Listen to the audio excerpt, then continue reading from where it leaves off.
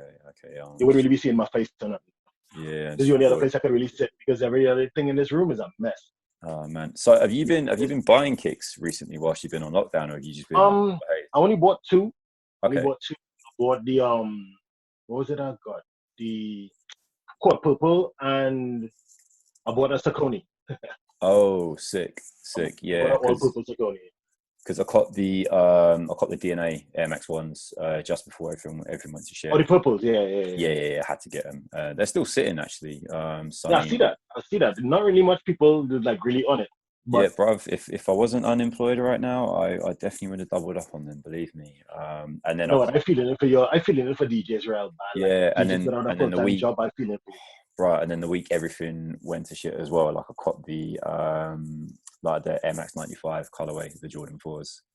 And I was so torn because I was like, oh man, they're sitting there. Maybe I should just like send them back. And then I checked like sneakers today, and like they fully sold out. And I was like, yeah, okay, I'll take the hit. I'll keep them. You know what I mean? But it's mad, man. It's crazy how this kind of lockdown situation has made like a lot of us grow up. Because I know, before we were just like, a lot of us are like quite sensible anyway, but a lot of us were kind of out there just like buying kicks every weekend, buying 45. Yeah, man. At one point I was buying like 2-3 a week. Yeah, man, and it's like, and you're like, I don't know, like you're just like one of the luckiest people I know when it comes to sneakers. Like you seem to pretty much like win every single raffle. Well, everything. I think it's because of Offspring. I got kind of connected with the people at Offspring doing raffles and stuff like that at the start, and then after a while, they were just like, you know what? Anytime they know my shoes that I want, so Jordan ones and Air Max ones, they know that's me. So anytime that come around, they'll just give me the win. Oh, sick. All right, cool. All right, that's and especially I hardly win on sneakers or SNS or N or anything. I don't ever win on them. I'm surprised you didn't get hooked up with your Nike link. We get looked after to an extent. I mean, we obviously we can't call brand and be like, yo, we want this and this. It doesn't really work like that. Especially in the UK.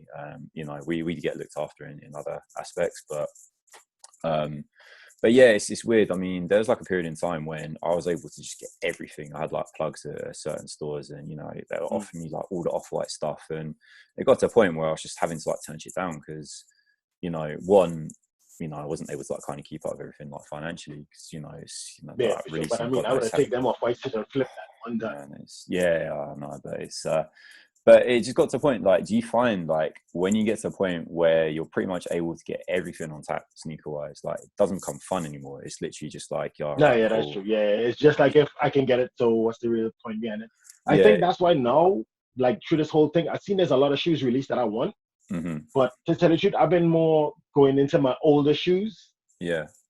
That are, like, my favorite shoes, my Varsity 6. Let me show you what happened to it. Let me show you what happened. Okay. By the way, I'm slowly getting drunk on camera. By the way, so I realize that.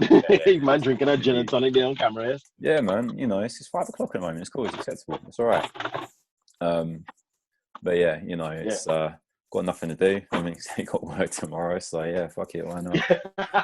That's true. So okay, yeah. So sixes. All right, cool. Varsity 6s. Go on. No. Yeah, man. The midsole gave away. What was that? Was that the 09? 09. Okay. Yeah. The midsole just literally I was wearing it one day and it just crumbled off on me. Yeah. Like, literally, I was walking on the road and my feet just went down. I was like, what the hell? I looked down, my sole's literally hanging off my foot. But that's the thing, like anything from like a Jordan 3 upwards, just because of the materials and stuff, like the midsole. Yeah, that TPU is the word. Yeah, so you need to holler Gio and try and make that right. Yeah, but that's what I'm doing. No, I'm actually been trying to do it myself. Oh, is it? Yeah, because I did a sole swap on my DMP Raptor 7s. Okay. And I fixed it. Got it back together. I'm learning how to yellow shoes and stuff like that. Like this is my what do you call it? My Olympic 6s. Because they're notorious for yellowing. Yeah. It was pissed yellow. But look at this now. Yeah, that's almost icy, man. That's dope.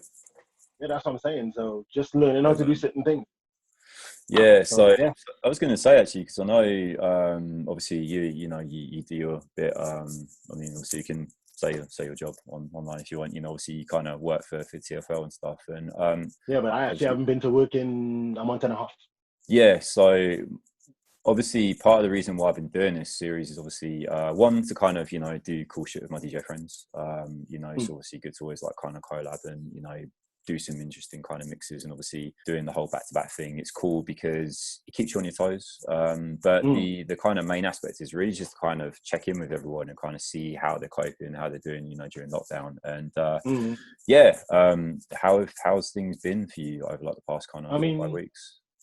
Honestly, because I have a day job and stuff like that, and obviously we go out and we DJ, so I still have an aspect of having some kind of social life.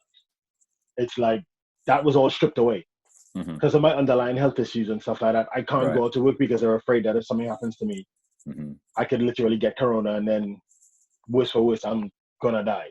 They have me away from work, and I have been to work, as I said, in like about 8 weeks. 6 to 8 weeks, I haven't been to work. And because I haven't DJ'd in a while, it just started to get to me at a point where to yourself, you figured like you were going kind of crazy. You get what is it called? Cabin fever.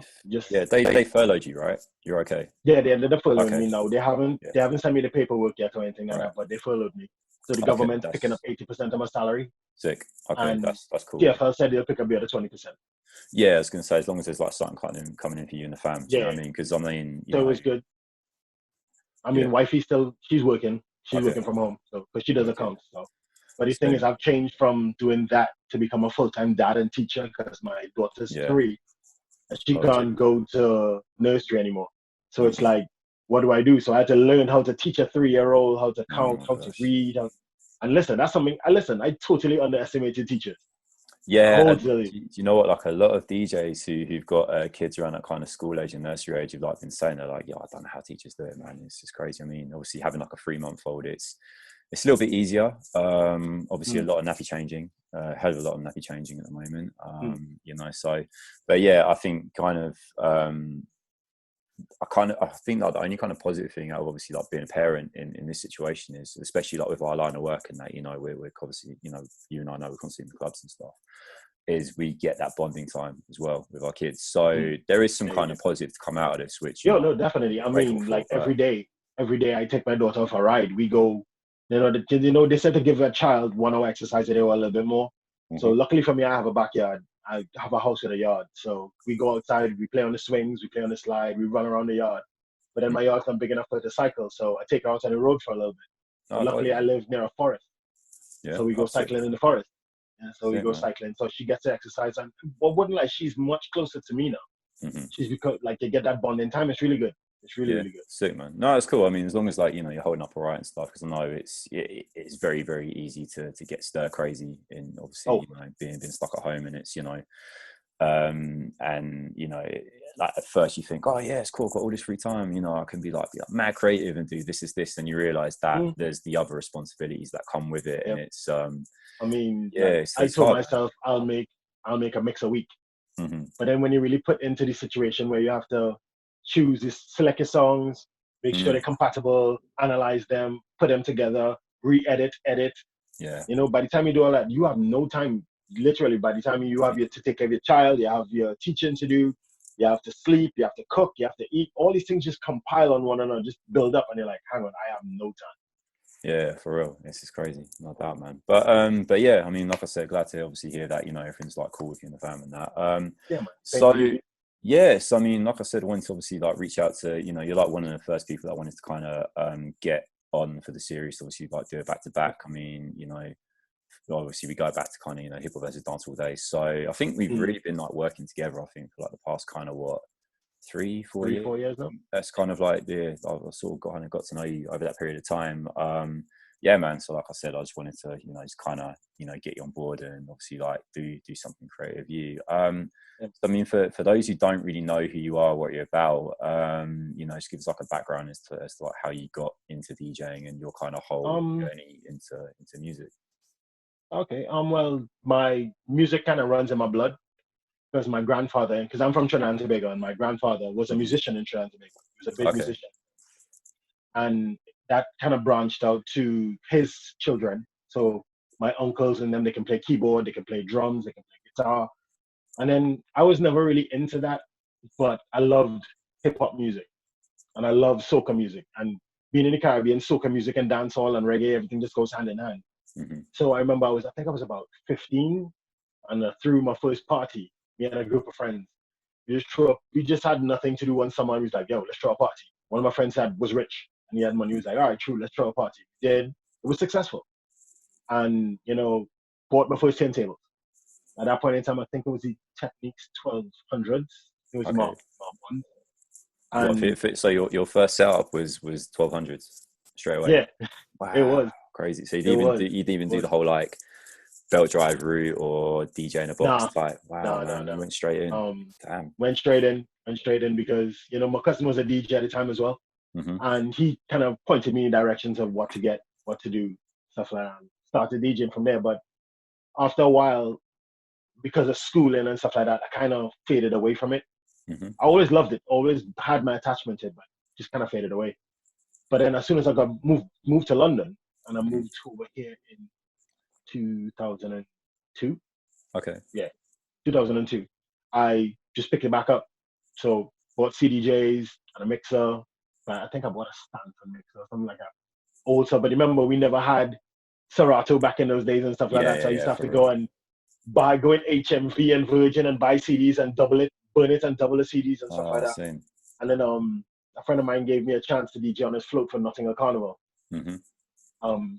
And started doing that. Then slowly just branched out, just talking to different people and stuff. And then here I am today, speaking to different people like Mark and, Rod and all those kind of different people, just getting different avenues to do different. Yeah, man. I feel like Mark knows everyone in London pretty much. He does. I suppose he's like unofficial mayor of Brixton, to be fair. You know what I mean? It's like literally everywhere I go, like he'll just like pop up at a party and just like know everyone. It's just like, how do you know people, man? It's so when you obviously like came over from like Trinidad, how different was like the raving experience to how Trinidad? In terms I wouldn't lie, the music is totally different. We never had garage. There's no house in garage. It's always dancehall, hip hop, soca, reggae. You get a little bit of Latin influence. That's about it. Reggaeton, that was about it. House and garage and those kind of things didn't really exist. So coming across here and hearing two-step and that kind of stuff like that, and garage. And I think the first garage tune I heard was Monster Boy. Oh wow! I'm sorry, I think that was the first tune I ever heard. Yeah, so I was like I heard that when I went. When garage was like in the top 40. I think I went. Where did I went? I heard that. I think it was in a club called Moonlight. Or was it Corks? I remember one of those. I think so. One of those I went to, and I heard it for the first time, and I was like, "Oh, this is interesting," and started to tell the people in Trinidad about it, and they were like, "What's this? Never heard of it," so they never really kind of swayed to it. But I think when you come across here, like what I did when I came across here, you kind of like accept it. Right. You branch out and you start listening. So that's why, like when I DJ now, I try to use all these different influences to make something different. So the clubbing scene was totally different. Right. You don't hear that kind of music again here. So obviously I know that like carnival is a massive thing out there, but for me, like my kind of like knowledge is not really great with kind of soca music and stuff. So I mean, who's kind of like running things at the moment in terms of like the man who's been running things for the past 10 to 20 years. Yeah. Marshall Montano. Same. Okay. That's one name I do recognize. Yeah. Marshall Montano. He's the biggest thing to come out of Trinidad Tobago when it comes to soca after say like the older heads like Raskal and Kitchener and those kind of guys. So Marshall Montano has been around since I was a kid. Okay. And he's older than me. So yeah, he's been running the shit for a long time. And then you have new artists now like say Kess, Voice, Bungie Garlin. You have all these people coming in now, and the influences, you can tell that they get different influences from all over the world. Like Bungie Garlin does a lot of things with Just Now and a lot of things with Mitch Laser. Yeah, no, so you get them having that influence. Yeah, it's a weird one as well because like when you kind of like break down like all the other kind of genres, like from Western music, obviously like reggae and dancehall was pretty much like you'll know it's like the staple soundtrack to like a nightclub when you come out in London. Oh, for sure. So everybody plays Murder She Wrote when you're in a party. Yeah. Yeah, it's like it's definitely like one of those kind of like Murder She Wrote is kind of like one of those you know when you're like playing a set and it's not really going down too well. That's like your get out of jail free card. Yep, that and what's that tune? Turn Me On from Kevin Little. Oh yeah. And Rupee Tempted to Touch. Those are the 3 tracks. You play that anytime. Yep. Yeah, and any Sean Paul track as well. It's crazy, but it's kind of weird because like I feel, I mean, this is obviously me, you know, kind of, you know, from the type of parties that I play, unless it's obviously like a specialist event, but you go there and obviously like the kind of staple genres are really like hip hop, dancehall, reggae, obviously R&B, and with other kind of offshoots of that. Soca is really like one of these things which I still feel is like quite a specialist genre within the UK. Like unless you're playing like a specific dance, but not really as accepted as dancehall was. Why do you think that is? I have no clue, to be honest. I think it's more of a promotional thing, an acceptance thing. And in my eyes, I think sometimes when soca artists are trying to push their genre out, they tend to try and make it like something else. So they try to make it more dancehall based, which I think they have to try and keep it pure, keep it, this is soca, this is what we're trying to do. So I mean, I understand what Bunji Garlin did when he went with Major Lazer and those people, and it got him some recognition. Marshall Montana did the same thing with Soundband. I mean, they did these things to try and branch out, and it got a little bit of, you know, it got a little bit of daylight, but it didn't really catch on too strongly. So I think they just need to promote it a bit more. Right. Like, I don't know, it's a weird one. The only person I saw really get any recognition for soca out there was Calypso Rose, got an award in France, I think it was last year. Okay. And she's in her late 70s or early 80s. So wow. none of the new people are really out there being recognized. Like every time you hear world music when it comes to reggae and stuff like that, when it comes to the Grammys, you don't see anybody from the soca genre ever in there. Not even if they try and do a soca track, dancehall track or reggae track. It's always reggaeton, reggae, dancehall, and Afrobeat. Soca is never included. So that's crazy, man. It's and there are tracks that are literally along the same lines as Afrobeats and dancehall, and it's the same set pattern, everything like that, but just not accepted. I remember I come to a Just Vibez party once, and you know, I think you and I can't remember. I think Mark might have been DJing actually. No, Mark does like a little bit of DJing, but whoever's on, they were just like playing like some next tunes I've never even heard of before, and obviously they're just like trying to Shazam the fuck out of everything, being like, "Yo, I need this." And there's heads there that obviously like really appreciate it, but I always find that like soca is really kind of like one of those genres where like it's like the people that really like it, they're like ride or die for it. Do you know what I mean? It's, diehards. Yeah. It's not like, you know, how you have like dancehall fans who are like casual dancehall fans where they're like, you know, I like Vibez, Sean Paul, Beanie, Mavado, and their kind of taste, you know. You know the main characters, Popcorn, whatever. You know, exactly. You know, they know like, you know, the kind of maybe 2 or 3 cuts off all the big rhythms. Whereas like with soca, it's like, it's really one of them ones where, you know, you might know like Palance or you might know, you know, Trinidad or something like that, but like if you're a fan, you're like a real like kind of ride or die fan for it. I forgot the point I was going to make. I've been drinking gin. It's fine. It's all good. I should have a drink myself, to be honest. Yeah, do it, man. Fuck it. It's Friday. Why not? You know what I mean? Yeah, it's mad. But I'm up in this attic room and it's just like, yo. Yeah. So how did you get connected with Mark and Just Vibez and, you know, start doing parties? Well, I have a story for him. If it was like, Mark was gonna really laugh at this one. So okay. Basically, what happened was I met Mark when I was 16 or 17, and it was just in passing. Literally, it was just in passing. Oh, so you both know each other from Trinidad back in the day? Yeah. But I didn't really know him like that.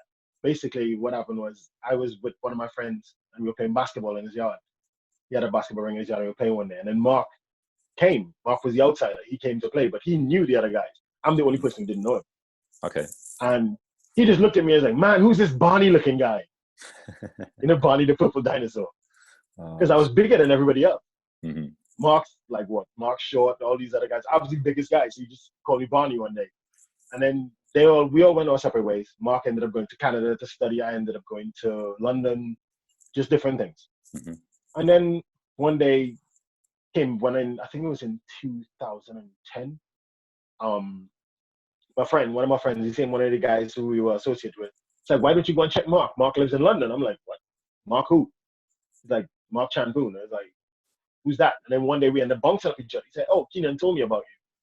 So we started to talk, and when we started to vibe, and then I brought up that story, and he's like, oh yeah, I remember you. And then from there, me and him just linked. I think the first time he ever heard me DJ, he had a backyard party. Okay. Like, and we just, from there we just clicked. And then Mark, Just Vibes has been around for years though. Just Vibes, he started in Canada. Oh, Just Vibes when he was in uni. Right. He started that when he was in uni. It was just something to bring everybody together, because it's not just one genre, it's every genre and everybody coming together just to enjoy music. Mm-hmm. And one day he just decided to bring it back. And I was one of the first DJs he decided to bring in. There's people like me, I don't know if you know Dezo from Vendetta, and Greg from Specialist. Yeah, I like think that Greg last time I did the Ace Hotel about a year ago, yeah. So it's just a whole bunch of us just started to get together. Karen, Anil, a whole just bunch of us. And we started to include like other UK DJs. So like yourself, Shorty, all these kind of people just started to bring so it brings a more multicultural environment into it, which is what Just Vibes is all about. It was just about people just coming together to enjoy music. Yeah, man. I love the parties because it's like, I mean, even though we like do hip hop as a dancehall, and even though we can go deeper to some extent, the one of the reasons why I love Just Vibes so much is that you can go and you can really juggle there. Do you know what I mean? It's it's one of the things I do miss from like playing like a lot of clubs. Like unless again, like I said, it's like a specialist event. Is like the thing I find with like playing a lot of clubs nowadays is that you can't really juggle like a lot of new stuff either. So I mean, even if there's like I know like with like a lot of new dancehall, there doesn't really. I know there's rhythms being released, but in terms of like kind of tunes that are like really really popping, there might be 2 or 3 other cuts on the rhythm, but people still don't really want to hear it. They still just want to hear like they will only basically know just like one track from the major person, and that's about it. Exactly. Like what's your thoughts on like the current dancehall scene at the moment? I just think it's definitely not like the old days where a rhythm was like a proper banging rhythm, like Showtime rhythm, belly ass, them kind of thing. Even the Chinese gal, or like those kind of rhythms was like one you could just listen to the version alone by itself and you'd be happy. Yeah, for real. Now it's just like a rhythm that comes out. The main person like Movado, Popcorn, Vibes, they will write it, and people will like that track. But the other artists, they're just not known because they're not adhering to the rhythm anymore. People are just going to the artist. So whatever that artist puts out, I'll listen to that. But they don't really care about the rhythm anymore. Like I used to look forward to rhythms from Don Corleone and them kind of people, just to look forward to just hearing what beat he came up with. Now it's not like that. Yeah, it's weird. I remember like Silent Addy was saying on like another podcast, he was like saying that also there's like a lack of rhythm culture now as well. Like people are just doing like one-aways and just like straight. I can see that. And, which is cool, but I do miss that. It's fun to juggle. Do you know what I mean? At the end of the day, it's like it's nice. That's why 90s, early 2000s always been my favorite period of dancehall. Yeah, for real. And it's like that kind of period, I think really for me, it was like kind of what 98 to kind of like 2003. You knew there's like 5 or 6 cuts off of those rhythms that you can run, and it's even the reggae cuts used to be like fire, like drop leaf rhythm, all this kind of thing. Just used to be fire. Yeah, man, it's crazy. I mean, I think like in terms of like new dancehall, I think the only kind of rhythms that I've recently got over the last 6 months, I mean, maybe like Charge Up or like a lifestyle rhythm or something like that, where you can run like 3 or 4 different cuts and stuff. But even then, it's mad because like a lot of these rhythms that are now kind of blowing up, or like a lot of these like one-offs as well. I mean, like Ravis Gas, for example, is like 5 years old, but it's over the last year, it's just kind of popped off like in like the UK and the US. Like why do you think it takes like so long sometimes for certain tunes and certain rhythms to kind of really get a foothold in? I guess it's because people just listen to it after a while and it starts to grow on them, like what the person said or how he rides the beat or something like that. They just tend to listen to it after a while, like, or do it now with digital culture. You put on Spotify, you might put on the track that you want to hear, but you didn't change the track. And it just decides to play the songs off the rhythm, and then you hear another one and you're like, hang on, it's actually decent. And then that's how it kind of like might pop off. Because like the Rice and Peas rhythm, to tell you the truth, I didn't really hear the Rice and Peas rhythm until like the end of last year. Oh wow. Shensia and stuff. Yeah, that's what I'm saying. Because I wasn't really paying attention to rhythm culture anymore. Now I've started back a bit more because we're home, so you just do things where you can continue to advance. But the Bryce and Peas rhythm had a few tracks on it from the Alkaline, the Shensia, Mm-hmm. you know, and it was like, hang on, when did this come out? And then you realize it was like way before, and you're like, hang on, how did I know start to hear this? Yeah, it's crazy, man. I also find it very, very hard to also keep up to date with like a lot of new stuff. I mean, I try and keep my ear glued to obviously Spotify radio shows and that, and I know there's like so many rhythms coming out as well. But again, it's But like that's another problem yeah, that's another problem for me, mm-hmm. especially like in UK, like why some music doesn't get broken. Because in Trinidad, if you listen to a radio show has no playlists. Mm-hmm. There's nothing to do with playlists. Oh wow, Like okay. across here, across there on a Friday, you can literally just tune on a radio from 9 o'clock in the morning, and it's DJs juggling from 9 Okay. until Sunday morning. Yeah, that's crazy. Because it's all about just the music. It has Mm-hmm. nothing to do about making money off the music. Obviously, making money off the music, you will make your money, but because of the style of music, everybody wants to juggle. Like there's a radio station, I think it's 100, 105 Mm-hmm. in Trinidad. They literally have an old school session on a Friday. Friday is only based on old school, whether it be Sick. hip hop, soca, dancehall, whatever. They'll play that. But then on a Friday, it's newer stuff. They'll Mm-hmm. play everything. They'll mix up everything. So you get a taste of everything. You get a taste of the new music and the old music. So it's always that culture will always remain. Whereas here, man, just the other day I was cleaning my house and I put it on choice, and I heard the same song 4 times in 2 hours. I was like, yeah, what is this shit? It's crazy to me. So that's why I tend to listen to Trinidad radio station on a weekend. Friday and Saturday, yeah, I'm listening to home radio station. Like, do you think in this day and age as well? I mean, I was talking to Swish the other day because I mean I did a back to back with him, and we were kind of like talking about obviously some of the things to come out of lockdown. Obviously, like you've got the guys at Recess who are doing There's No Signal, and they're just kind of playing stuff they enjoy and new music as well, and they're getting best part of like I think for the Cartel and WizKid Clash, I think they got like 500,000 on YouTube and like 500,000 just on their site alone. So they pulled in like 1 million listeners, and this is like a new platform that opened up. Oh my god, sorry, I think my dog just farted. Oh shit, yeah, I'm gonna leave this in the edit. Fucking hell, that stinks. That's bad, man. I forgot even what I was talking about. Yeah, There's No Signal. So they had the best part of like 1 million people tuned in. And this is like a platform they created just out of boredom and out of love for music, like what, 4 or 5 weeks ago? And to go from having a few hundred listeners to literally having like 1 million overnight, it's 1 million, crazy. yeah, that's and obviously crazy. now they're linking with Spotify. So my question is like, with this kind of, the digital side of things taking off and, the fact that people can now get stuff directly onto Spotify. You have things like Bandcamp where you can connect to your fan base straight away.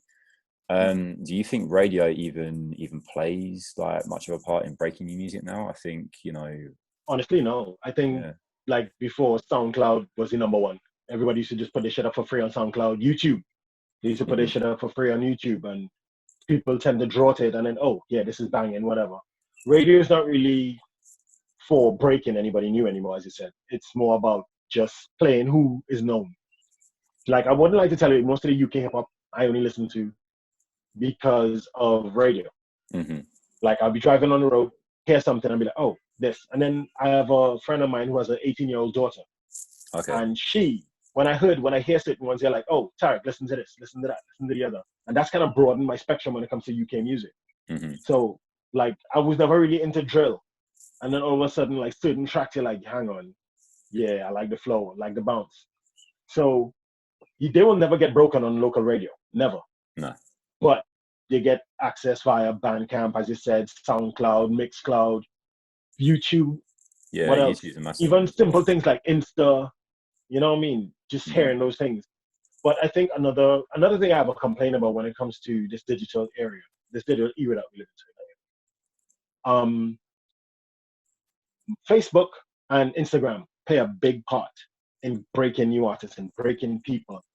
So as a DJ, I want to go on Instagram, I want to go on Facebook and be able to DJ certain things. But if I mix something that's unknown with something that's known, they're gonna drop me off. They're gonna pull me down and say, oh, copyright. But hang on, isn't what I'm doing a promotion for that person who owns that music as well? Yeah, it's that's been kind of like the main kind of argument and main kind of like hurdle that DJs have got, like since obviously, you know, everyone started kind of live streaming a little more. Okay, my dog's going mad for some reason. 2 seconds. Hang on. I forgot what I was talking about. Yeah, so yeah, the main kind of thing, the main kind of like problem that DJs have had obviously is that, you know, the whole kind of copyright side of things. And I think what people need to realize as well is that these platforms aren't made for DJs. You know, like Instagram isn't made for you know, for DJ performances or anything like that. I mean, you have like Twitch have now started kind of accepting DJs. You have Mixcloud, which are now doing like the live stream function. You know, so you're able to like do that, and obviously they pay royalties accordingly. You know, it's the same with Facebook. Like Facebook have got even more. Hang on. Yo, quiet, shush. Shush. Enough. Yeah, like Facebook have obviously got even more militant with, you know, like locking DJs off. Like, I think I've been banned for like 24 hours like, off of my stream last night. Yeah. So, but you know, again, I think I got banned from Instagram once for 24 hours. Yeah, it's mad, and you know, on one, you know, on the one hand, yeah, you know, we're promoting the artist tunes, so the label should kind of see that as, you know, us like promoting their tracks for free, but the labels are still looking at these kind of platforms like, how can we monetize this and how can we make money off of this? Oh yeah, for sure. Especially now that there's no more like CDs and vinyl and stuff like that almost come obsolete when it comes to buying actually physical copies. Yeah. So they're trying to make any money they can off of digital. So I understand that completely. Yeah, so the only way they could really do that is maybe like ad revenue or I don't know. I think that's the only kind of realistic way they could do it is if they have like kind of. I was listening to somebody called Cleveland Terry or something like that on YouTube. And what he was saying, he made a good point. What he was saying is like, if people want to live stream, Facebook should have a platform where that person could pay £5 a month to DJ live stream and use some of that money towards the royalties of that person, which makes sense to me. Yeah, true. Yeah, definitely, man. I mean, I think especially now during this time where you're locked down, they could kind of ease it up a bit because DJs have nowhere else to go. And they want to do something where continue their lifestyle, but also kind of DJs cheer people up, man. You know what I mean? Listen to music and those kind of things. They make people feel better. So at the end of the day, if you're playing a bit of music, I understand, okay, it's copyright or whatever, but kind of be more lenient on it a little bit. So yeah, I mean, but at the same time, I mean, it's all like content detection software and stuff. So YouTube's not too bad because they just kind of share the ad revenue with, you know, with like the kind of rights holders and stuff. So it's not too bad. And I think with Twitch, like worst case scenario is that they'll mute part of your live stream for any kind of stuff that's been flagged. But yeah, I'm surprised in this day and age that Facebook haven't really kind of reached an agreement yet. You know, because they're. I think I did one on Facebook a while when I was in Hip Hop vs. Dancehall. I streamed it. When I was streaming it, literally the video, when I came in and checked it the next day on Facebook, literally it was for like 40 minutes. 30 minutes was blank. Yeah, it's crazy. I think the most I've lasted is about like 35, 45 minutes on Facebook before it's just got like shut off. And then even then, it's like after they do that, there's like a fraction of my set, like 15 minutes. It's yeah, it's crazy, man. I think for DJs, like I think Twitch is really the way to go, especially if you're able to kind of partner with your SoundCloud account, become an affiliate as well. Like, you know, I know like, you know, DJs like Complexion, Richie Don, who have managed to kind of use that as a way to kind of monetize stuff, and in turn have actually like raised money for charity as well, which is like a really good look. So I think between them, they raised about like 6K or something like that for food banks in the NHS as well. So once this all kind of goes back to normal, you know, you've still got this kind of, you're going to have this group of people that are still going to want to socialize online, which is interesting now, because, you know, before people just kind of lived to go out at the weekend. Whereas I think, you know, as and when things do come back to normal, I don't know, my kind of personal feel is that people are still going to maybe invest in like local nightlife and stuff. But in terms of like socializing, I think people still really kind of stay online as opposed to like go out to a club and that. So there really is a gap in the market there for people to actually start kind of utilizing Zoom, for example, like for, you know, like private events, you know, charge per entry, or, you know, whether you can make money off of like donations and subs and stuff on Twitch. It's like, for me, it feels like an exciting time because you're able to kind of now build up a new platform, but it, you know, at the same time, it still feels kind of alien. You know what I mean? Yeah. Oh wait, I've lost you there. I can't actually hear you. Hang on, 2 secs. Wicked. All right, cool. Yeah, it gave me like 5 minutes to like pour another drink as well, so it's all good. Yeah, man. Like I said, it's Friday. I ain't got shit to do, so why not? So what was I talking about? Yeah, online spaces. Like I think off the back of this, there's definitely been like a lot of opportunities for people to kind of capitalize off this and actually build a platform. So it's going to be interesting to see how people kind of socialize. So I think we're kind of getting to the point now where people might be a little bit conditioned to maybe staying indoors a little bit. I think we won't be going back to like fully normal for a while. Not until like 2021, or they say there's a vaccine. Yeah.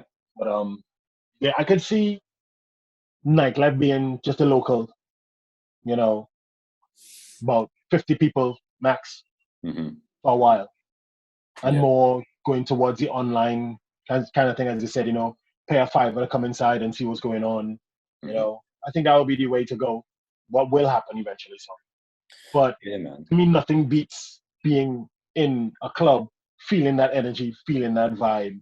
So I'll always want to go back. Because it's a whole different experience, really. I mean, I've done like a Zoom party like a few weeks ago. I did it for Charles and Jojo's thing, and like it was cool. It was still, obviously like turn up vibes and that, and you could see people like kind of like dancing in the living room and stuff, and it was kind of real but cool at the same time. But the thing I like about it is that we're not in that kind of turn up environment, so we're not kind of in that mindset where we're gonna sort of like those same 50 to 100 like club bangers, you know what I mean? So we're kind of playing different stuff, because it feels like effectively we're just kind of just jamming in our bedrooms, do you know what I mean? So there's kind of that mentality of like, oh yeah, I'm just gonna throw this in, I'm gonna throw that in, I'm gonna try like some ideas out, and like there's been some real kind of creative shit that's kind of come out of this. And it's going to be interesting because I don't know, obviously, as and when things do go back to normal eventually, like how people's taste in music are going to change, whether they're going to be in that mindset as to whether they just want to hear like party records, or, now they've got this free time to kind of listen to music and discover stuff, whether they're, going to be in a different mind frame, whether they're going to kind of, they might be open to hearing stuff they're not really normally. Yeah, that is true. That's a very good point. I mean, yeah, people like, as you said, listen to different genres right now. Yeah, people might be like, oh, let me see what this is about. You never know. Soca might get a chance that it needs. So exactly, man. Yeah, I mean, it's so it's just something different. Like I've done a few Zoom parties myself. I think I am doing one this afternoon. Okay. I'm in the Caribbean room, so I'll be mostly doing soca and dancehall anyway. But in that same place, it's like 3 different rooms. So you have people playing soca, hip hop, soca, dancehall, reggae, Latin in one. The second one I think is more mainstream, and the third one is more house and garage, and that kind of 2-step and stuff. So I mean, you'll have people listening to all kind of different things that you've never listened to before. Whereas I think I did Club 6. When was it? 3 weeks ago. Okay. They had a kind of Caribbean night, but in that Caribbean night, it made me look for things I never DJ before, because they wanted like reggaeton. I've never DJ reggaeton before, and obviously just looking up the music, you hear this and you hear that, and you're like, oh, hang on, this sounds really cool, and then you just go down a rabbit hole. You're finding songs that you never thought you would find. Yeah, for real. Now I have like playlists of like what 300 to 400 tracks just by listening to something. You go on and it's because I'm on like 3 or 4 different record pools. So as soon as I find one, I listen to another, and that's what happened. I just ended up finding a whole set. Yeah, I find like since I've been indoors like quite a lot, I've been obviously kind of discovering stuff, and for me it's been like a lot of old school hip hop, so I've really gone down like the rabbit hole, and yeah, I think I ended up getting about like 700 songs the other day, like just off like, buying shit online and just trading stuff with people, and yeah, like super like obscure like 90s backpack hip hop that probably like me and only like 10 other people are gonna like, but yeah, it's kind of crazy because like a lot of these things we kind of take for granted, like keeping up to date with new music, because it's very like easy to go on DJ City, go on Franchise, or all the other pools out there. They all do a wicked job in terms of like supplying some new music and stuff. So I'm not kind of slating them, but it's very easy to kind of go in there and just kind of see what's trending and be like, all right, cool, I need that. I'm gonna play this. Whereas we're able to now kind of dig and select stuff because we're taken an interest in it, and we're able to kind of actually, I could see that too, because I mean, I was listening to YouTube the other day, just put on a mix, just listen to a YouTube mix. It was more 90s hip hop stuff like that, and I let it play out, and then it just kept on going. You end up just listening to one, the other, but then in listening to that, you hear tracks that you've never heard before. Like it ended up playing like the same backpack hip hop tracks that you're talking about that nobody might like. I think it came up on a playlist like that. I'm hearing tracks I've never heard. Yeah, it's crazy. And I made sure and save that playlist so I could go back to it and find out what tracks it was, and so I could even try and see if I could make a mix about it that you never know people might like. Because I made, what was it, 3 mixes the other day, and one was more 70s, 80s, and 90s funk, soul, and disco, and it's tracks that I've never played before in my life. Oh, sick, man. So it just got me going that direction of not really only playing what people know. You want to play things that other people might know, but you just learn. Yeah. So. And that's the thing, because I did like a UK funky mix with Swish, like for the previous back to back, and like I knew there's like a few bits and bobs in the collection that I was going to play anyway, but it forced me to kind of dig for new stuff that come out in like the last couple of years, and then the kind of offshoots off that is you've got like this kind of South African genre like Gom, or however you pronounce it, and that's kind of more sort of like UK funky / kind of almost like grime / broken beat kind of beat structure, in terms of like it's a lot more grimy in the production, but it's all kind of like 130, 135. And again, I'm listening to a few bits and pieces, but doing these back to backs, it's kind of forcing you to really kind of dig for stuff and going blind as well, and kind of play stuff that you're not really kind of familiar with. So there's been a few mixes that I've kind of done with these kind of, in this kind of series where I'm playing shit which I kind of know about, but I don't really know about too much and stuff. So it's kind of exciting, because again you're kind of discovering stuff for the love of it, and you're playing stuff for love of it without kind of thinking, it's going to work on a dance floor, are people going to like it? It's kind of doing it because you have doing it because you want to learn. Not only that, you want to learn. So that brings me to sorry, I was going to say, listening to what you're doing now with this back to back thing. Yeah, it's also going to encourage people to listen to different genres they never really experienced. Yeah, like as you saying, you just got that South African style music. I've never heard that before. I would go and listen to it and I'll be like, hang on, I like this. I would go down that rabbit hole. Yeah, it's crazy. So obviously that brings us to our mix. Obviously we decided to kind of go in with 90s dancehall. And it was cool to listen to your half first, because I know, like we said, we wanted to kind of like pick stuff that wasn't really super obvious. So because when you kind of talk 90s dancehall, everyone's kind of reference point is like, Playground, Filthy, what's the other kind of big ones from the Playground, Filthy. I mean, I'll put Showtime in my version anyway, just because I think that's like one of the greatest rhythms of all time. Showtime is Showtime, and what's the other one? Is along the same lines as Showtime. What? Just trying like Brockout as well, like Brockout. Brockout. Yeah. So Brockout, and I put Brockout at the end of mine. Yeah, because I was listening to it, I was like, damn. There's like 2 or 3 rhythms off of that mix. I was just like, I was going to play it kind of personal. I was going to play Brockout, but it's cool. It kind of made me sort of go a little bit further back and like draw for things like Panani and Action and some other bits and pieces as well. So when you were putting the 90s mix together, like how did you kind of approach sort of picking the rhythms and stuff? When you said do 90s dancehall, that just took me back to when I was still in school. So like in Trinidad, we had a party called Fatima Mayfair. I went to a school called Fatima, and our Mayfair, our party that we had every first Saturday or Sunday of the month, like how you all have in England, you all have May Day. Fatima Mayfair, that was the dance all the school kids used to go to. And back in those days, that's when dancehall was, the best dancehall you could ever come across. And to me, it just sent me back to there. And as soon as I heard one track in my mind, it's like, oh, this. And then when you hear that, you say that. So you just go back in your mind of me being a 17-year-old in school, hearing these things. And I started making up a playlist. But then I have a playlist of just rhythms, of 90s rhythms. And I'll say, nah, that's obvious, as you said, like the Playgrounds, obvious, everything obvious. And then you started to hear, like, when I played a certain track off of one and I heard a different song, I'm like, hang on, this rhythm was a banger. Let me go this way. So that's what I ended up doing. Sick. You know, it's kind of cool because, like I said, there was like 1 or 2 rhythms on there which I was like, oh shit, I forgot about this. Do you know what I mean? So Pop milk, all that kind of stuff like that. yeah, People don't really listen to anymore.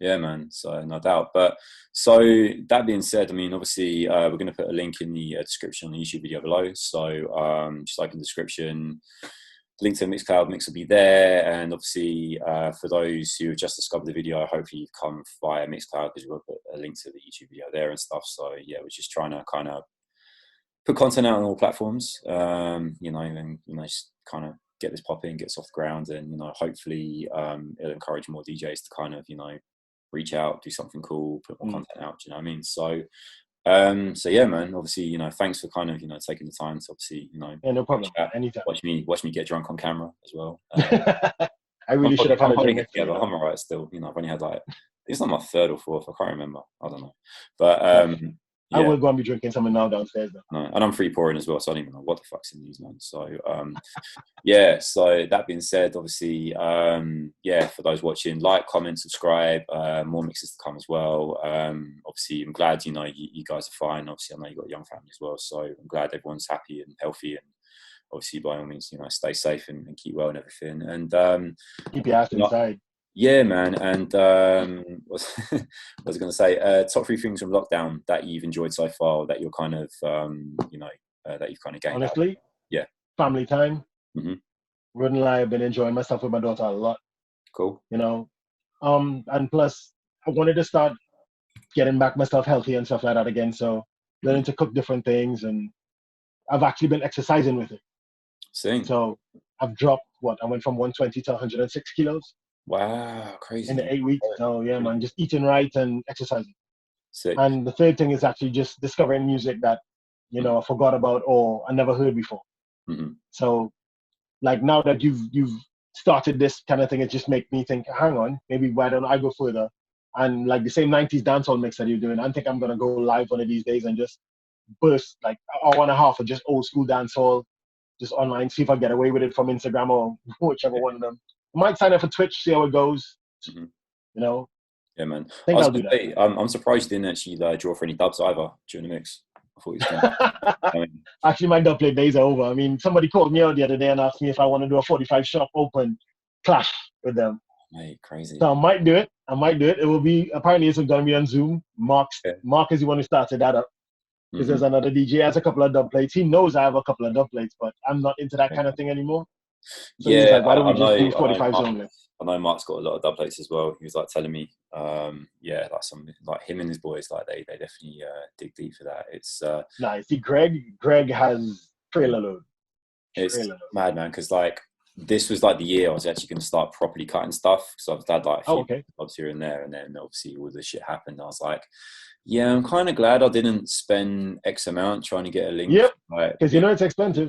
Yeah, man, it's I remember when I cut my first dub, I paid, I think, $150 for it, and I thought that was expensive at the time. What I would kill to pay $150 for a dub right now? Yeah, it's crazy. I mean, I've been told some of the prices, like for Buju and Buju's like 1,000 or more, and the rest. I mean, you know, depending on the link and stuff. But I mean, can you imagine having a champion dub plate? Like, that would just win anything. I mean, just think about it. Champion, even driver. Oh my god! And do you know what? That's a weird one as well. I was talking to Snips about this, because obviously he's like mad on 45s. It's really weird that out of all the cuts on Taxi, driver never made onto 45. No. And that was a weird one. And the other two as well was on Sidewalk University, Collybuds, Wild Out. That never went on 45 for some reason. And what's the other joint? Yeah, Notch on a Buyout Rhythm. That never made it onto 45 either. Okay. Yeah. You just broke up there for like about a good 10, 20 seconds. Oh, seen. Yeah, I was just saying, yeah, Collybuds on, yeah, Sidewalk University, whatever the rhythm was. The same one as Beyonce One by Cartel. And yeah. Yeah, and also... that never made it to 45? No, never on 45, man. And Notch on Buyout as well. That never made it onto 45. Not Nagosto? Yeah. Yeah. Actually, I never really realized that. Which is crazy, because I think off of the back of like Glue and maybe like Money's to Burn, that's like the biggest cut on there. Do you know what I mean? So is what it is. But bruv, you know, like I said, thanks for taking the time to anytime, bro. Anytime. Yeah, man. And obviously, yes, like I said, stay safe. And You yeah, too, man, bro. catch you soon. When Keep the little one safe. yeah, man. You too. Likewise. Big up. You, Um, I don't know where I'm going to edit this into the. when we were talking about how I first Yeah, got into so music. we're talking about your 45 collection before we, yeah, how you first got in and stuff. So, yeah, we're editing this in somehow. But you had a 45 collection. What happened to your 45 collection? Basically when I started DJing, we didn't have Serato and CDs back in the days. We just literally had 45s and 12-inch LPs. You know, you just used to go every day. I used to go, not every day, but every Friday, run down to the local record shop, which was, I think, was Crosby's, go in there and buy 45s and everything. And then when I was moving to London, I had no plan. I couldn't take it up with me. It was too much. Mm-hmm. So literally just left it in my mom's house, and it was in the area where it was where it was being held. It was good for it. It wasn't too hot. It wasn't too cold. It was perfect temperature. Mm-hmm. But the house needed to be rebuilt, and my mom moved everything from there and put it in a shed, which was not really ideal because it was basically galvanized and brick, and it hurt my heart when I went in there and I saw every single record was warped to the point of can't be used anymore but for anything that a frisbee, and the frisbee wouldn't even be thrown properly. It was literally like waved. It was crazy. I was God, crying that's for I think painful. 2 days. I mean, It I was painful. I get upset when yeah, like, you know, even just like one record gets damaged in my house, so like, let alone the whole fucking, you know, like I roof. think it was must have been at least 400 to 500 records. Damn, man, it's crazy. It was crazy because I used to collect like 45s. I had bags and bags of 45s, and in Trinidad, the way we used to keep the 12-inch vinyls, we used to put it in them soda record crates, Oh soda yeah, crates. Put them all in the crates. I had like stacks of crates, just all gone, all gone. shit. I have a few here, but that's from what I bought when I first moved here. Mm-hmm. So I still have them here, but no, majority of my collection's gone. Yeah, man. I dread to think how much money I spent on Discogs in the last couple of years. Yeah, I think the only thing I ever bought on Discogs recently is I bought a white Serato vinyl because I wanted that badly. Oh wow. The all white. Yeah, I that's wanted that. that That badly. was like a friends and fan type thing as well. There was a friend and fan thing, but I bought it and it turned out it was fake. Oh shit. Okay. Ouch. What are they gonna do? I paid, I think. Oh, I'll bleep that out as well. Oh man. All right.